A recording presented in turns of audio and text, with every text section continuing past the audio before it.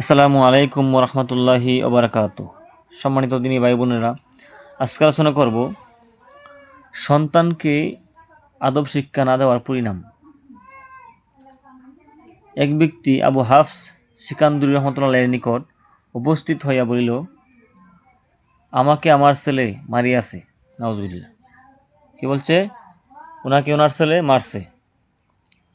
চিন্তা করছেন বিষয়টা, ওনার ছেলে ওনাকে মারছে, পিতাকে মারছে।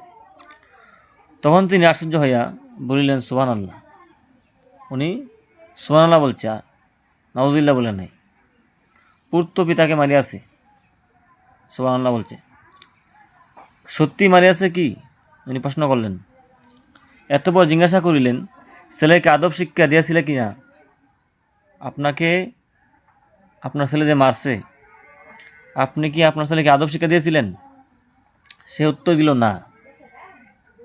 পুনরায় জিজ্ঞাসা করিলেন, কোরআন শিক্ষা দিয়েছিলেন কি? সে বলিল, না। এতপর বলিলেন, কোরআন শিক্ষা দেও নাই, সে কি কাজ করে? উত্তর দিল, সে কৃষি কাজ করে। এতপর হযরত বলিলেন, তুমি কি জানো সে কেন তোমাকে মারিয়াছে? উত্তর দিল, না, আমি বুঝতেছি না। তিনি বলিলেন, আমার ধারণা যে সে খুব বুড়ে গাধার পিঠে চড়িয়া মাঠে যায়, তাহার সামনে গরু আর পিছনে কুকুর থাকে এবং চলে। যেহেতু তুমি তাহাকে কোরআন শিক্ষা দাও নাই যে সে চলিতে চলিতে তাহা পাঠ করিতে পারে, তুমি যদি তাহাকে কোরআন শিক্ষা দিতা তাহলে সে কী করতো? কাজ করার সময় কোরআন তেলাওয়াত করতো। তুমি যেহেতু তাহাকে কোরআন শিক্ষা দাও নাই, এখন সে কী করে? গান গায়। সেই জন্যই তো সে গান গায় এবং গান গাইতে থাকে।